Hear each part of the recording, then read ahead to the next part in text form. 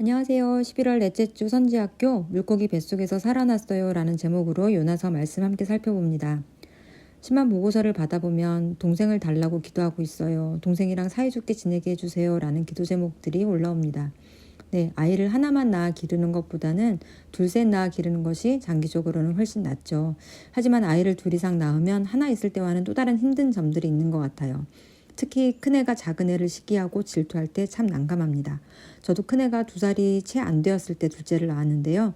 워낙 열이 많아서 누구한테 잘 안 안기던 첫째가 제가 둘째를 안고 있으면 자기도 안아달라고 보채고 둘째가 옆에 오기만 해도 막 싫어하더라고요. 그런데 둘째는 첫째랑 달리 안아주면 착착 감기고요. 더 안아주고 싶고 애교도 많고 잘 웃고 자연히 다른 사람들의 주목을 끌고 사랑도 많이 받았죠. 하지만 둘째가 그렇게 사람들의 관심을 끌고 사랑을 받을수록 첫째는 더욱 질투의 화신이 되어가더라고요. 그런데 설상가상 더럭 셋째가 생겼어요. 아이들한테 엄마 뱃속에 동생이 생겼다 이렇게 얘기했더니 첫째는 처음 동생 봤을 때의 트라우마가 생각났던지 굉장히 부정적인 반응을 보이더라고요. 애가 그렇게 많아지면 우리 집이 집이 아니라 자기가 다니고 있는 유치원이 될 것 같다나요? 그런데 워낙 사람들한테 사랑을 받던 둘째는 동생이 생긴다고 좋아하는 거죠. 하지만 막상 막내를 낳았더니 둘의 반응이 바뀌었어요. 막내가 잘 먹고 잘 자고 생각보다 자기를 방해하거나 귀찮게 하지 않으니까 첫째는 오히려 좋아하더라고요. 그런데 진짜 좋아한 이유는 따로 있었던 것 같아요. 자기가 겪은 동생 트라우마를 둘째도 똑같이 경험하기 때문이죠. 그럼 둘째는 어땠을까요? 막내를 낳고 얼마간 조리 후에 교회에 처음 막내를 데리고 갔었는데 그날 더 어린 아기가 나타나자 사람들이 자기 동생한테만 관심을 주는 걸 보고 둘째가 엄청 쇼크를 받았거든요. 그래서 헤롯과 빌라도가 서로 원수였다가 예수님을 박해하면서 서로 친구가 된 것처럼 첫째와 둘째도 그날 이후 연합전선을 구축해서 막내를 방어하기 시작하더라고요. 그 이후 늘 첫째와 둘째, 셋째 사이에는 어떤 그 묘한 긴장감이 있어요. 때때로 서로를 고소하고 고발합니다. 엄마, 동생이 내 책에 침을 흘렸어요. 엄마, 언니가 장난감 안 줘요. 자기가 더 사랑받고 싶은 거죠. 아니, 벼랑간 어디서 튀어나온 동생이란 존재를 인정하고 싶지 않은 거예요. 사실 형 입장에서 보면 친동생이나 이복동생이나 입양해온 동생이나 별 차이가 없을지도 모르겠습니다. 엄마 아빠가 같다는 걸 빼면 동생은 사실 나랑은 관계가 없으니까요. 촌수가 말해주잖아요. 나와 엄마 아빠는 일촌이지만 형제는 이촌이에요. 그런데다 힘도 더 센 동생이 자기 물건을 빼앗고 귀찮게 하고 괴롭히기까지 하면 동생이 아니라 원수죠. 엄마 아빠의 사랑도 빼앗고 먹는 거 입는 거 무엇이든 내 걸 다 앗아가고 괴롭히는 원수나 다름없는 거죠. 이스라엘에게 니느웨라는 존재가 바로 그런 원수 같은 존재였어요. 그런데 하나님께서 요나에게 니느웨에 가서 하나님의 말씀을 전하라 하시니 당연히 싫었죠. 선지자가 뭐죠? 하나님께서 주시는 말씀을 사람들에게 순종하도록 선포하는 사람인데 요나는 그게 싫어서 도망을 가요. 하나님이 가라고 하신 니느웨의 반대편 다시스로 도망가죠. 그런데 재밌는 건 마침 다시스로 가는 배를 만난 거예요. 하나님의 뜻이 아니면 막으셔야 하는데 말이에요. 하지만 아니나 다를까 잘 아시는 것처럼 큰 풍랑을 만납니다. 그 풍랑이 자기 때문이라며 뱃사람들로 하여금 자기를 바다에 던지라고 하죠. 하나님의 말씀대로 순종해서 니느웨에 가느니 차라리 죽겠다는 거예요. 하지만 하나님께서 큰 물고기를 예비하셨고 요나는 물고기 뱃속에서 3일을 지내고 다시 살아납니다. 그리고는 하는 수 없이 니느웨에 가서 하나님의 심판의 경고를 전하죠. 니느웨는 사흘이나 걸어야 하는 매우 큰 성읍이었지만 요나는 겨우 하루 동안만 이제 40일이 지나면 니느웨가 무너질 거다라는 심판의 경고를 들려줍니다. 정말 성의 없이 전한 거예요. 그러니 회개하고 돌아오라 이런 말도 없어요. 그런데 아이러니는 이렇게 성의 없는 요나의 경고에도 왕부터 시작해서 니느웨 온 백성이 옷을 찢고 회개하는 거예요. 하나님께서 뜻을 돌이키시고 그분의 맹렬한 진노에서 돌아서시면 우리가 멸망치 않을 줄 누가 알겠느냐 하면서요. 그러고 보면 요나서에서는 요나가 제일 하나님을 안 믿고 불경스럽습니다. 요나가 처음에 도망가느라 다시스로 가는 배에 함께 탔던 이방 뱃사람들이나 니느웨 사람들이 오히려 더 하나님을 두려워하고 순종하죠. 그런데 하나님의 말씀을 전하는 선지자라는 사람은 하나님을 두려워하지도 않고 하나님의 말씀에 순종도 회개도 없습니다. 요나는 하나님께 구해달라고 기도하느니 차라리 물에 빠져 죽는 편을 택하는 거죠. 당신은 어디 출신이고 당신이 믿는 신은 어떤 신이요? 하고 뱃사람이 물었을 때 나는 히브리 사람입니다. 나는 바다와 육지를 만드신 여호와 하늘의 하나님을 경외합니다. 라는 요나의 말이 너무 뻔뻔하고 어이가 없습니다. 요나가 자기를 빠뜨려 달라고 한 것도 그 배에 탄 사람들의 생명을 아껴서 그들을 구하려고 자기 한 몸 희생하겠다 한 게 아니고 니느웨에 가서 가느니 차라리 죽는 게 낫다고 생각해서 죽여달라고 한 거였죠. 이방인을 구원하도록 보낸 선지자인데 자기는 죽으려고 하고 오히려 이방인들이 그 선지자를 구하려고 열심히 육지로 배를 돌리려고 애를 씁니다. 그렇지만 결국 요나는 바다에 던져지죠. 하지만 하나님은 그런 요나를 위해서 큰 물고기를 준비하십니다. 사람을 삼키는 물고기는 없다고 이건 사실이 아니다라고 비판한 사람도 있지만 향유고래는 실제로 사람을 삼킬 수 있대요. 하지만 중요한 건 그런 물고기가 있느냐, 어떤 물고기냐가 아니라 하나님이 그 모든 걸 만드시고 기적을 일으키실 수 있는 분이란 거죠. 그 속에서 요나는 기도를 합니다. 그런데 살려달라는 기도가 아니었어요. 물고기 뱃속에 들어간 것이 이미 구원이었으니까요. 그런데 그 기도가 자신이 하나님께 불순종해서 이런 고난을 당하게 됐는데 자신에 대한 회개가 없어요. 거짓되고 헛된 것을 숭상하는 이방인들은 자기에게 베푸신 은혜를 저버리는 자이지만 자신은 끝까지 감사하며 주께 제사 드리는 사람이래요. 하나님의 말씀에 순종하지 않으려다가 이렇게 물에 빠지고 하나님이 물고기 뱃속에서 건져주셨음에도 자기 의만 드러내는 기도죠. 너무 역겹지 않나요? 물고기도 그런 요나가 역겨웠나 봐요. 그래서 물고기도 요나를 토해버리죠. 아니나 다를까 니느웨에 가긴 갔지만 마지못해 심판을 선포하죠. 그런데도 니느웨 사람들과 가축들까지 회개하니까 그런 하나님께 되래. 네, 이럴 줄 알았습니다. 그래서 내가 선포하지 않겠다고 한 거 아니에요? 하고 하나님께 따집니다. 하나님은 니느웨가 회개하고 돌아오도록 경고를 주셨지만 이 선지자가 니느웨에게 전한 경고는 말 그대로 몽땅 망해라 라는 진심을 담은 선포였던 거죠. 그런데 하나님께서 이 니느웨를 당장 심판하지 않는 걸 보고 화가 난 거예요.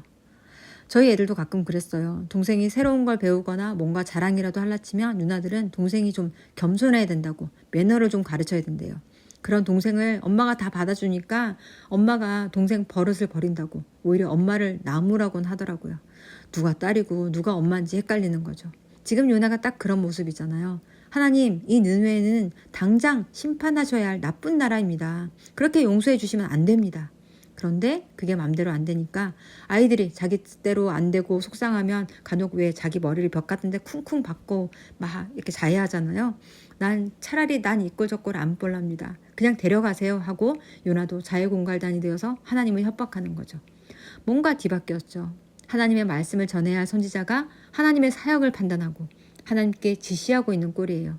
그런데 이게 바로 이스라엘의 모습이었던 겁니다. 하나님을 경외하고 하나님의 다스림을 받고 하나님의 말씀에 순종하며 살아야 하는 백성이지만 하나님께 대한 경외감도 순종도 회개도 없이 오히려 하나님을 자신의 생각대로 움직이려고 하고 그게 안 되니까 하나님께 성을 내는 거죠. 우리 같으면 감히 어디 그러고는 힘으로 꾹 눌러줬겠지만 하나님은 네가 화를 내는 것이 옳으냐 하고 요나에게 물어보십니다. 요나에게 화내시면서 질문하지 않으셨을 것 같아요. 또 요나에게 빨리 대답하라고 다그치지도 않으십니다. 대신 니느웨 너희들이 다시 죄를 짓고 망하는 꼴을 보겠다고 니느웨 성읍 동편에 초막을 치고 있는 요나에게 몇 가지를 준비해서 보내십니다. 이를테면 체험학습을 시키시는 거죠. 먼저 요나가 나뭇가지로 얼기설기 엮어놓은 초막에 박넝쿨을 자라게 하십니다. 넓은 이파리를 가진 박넝쿨로 초막을 뒤덮어 시원한 그늘을 만들어 주신 거죠.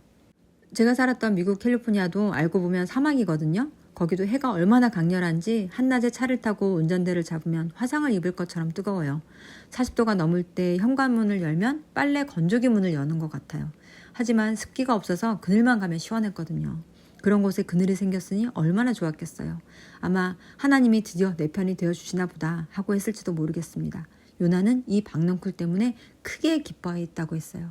요나서에서 요나가 기뻐한 건 여기가 유일무이합니다. 요나가 기뻐한 건 뭐 때문이라고요? 니느웨에 잃어버린 영혼이 돌아오는 걸 보고 기뻐하는 것이 아니라 자신에게 그늘을 만들어준 박넝쿨 때문에요.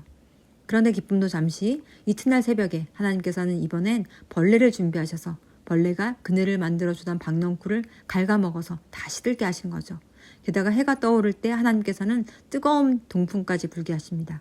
그러니 뜨거운 태양 아래 기진맥진해진 요나는 또다시 죽기를 원합니다. 이방인 뱃사람들도 폭풍우 속에서 생명을 구하기 위해서 하나님을 찾고 니느웨 사람들도 심판을 두려워하면서 회개하는데 요나 선지자는 힘들면 걸핏하면 죽겠대요.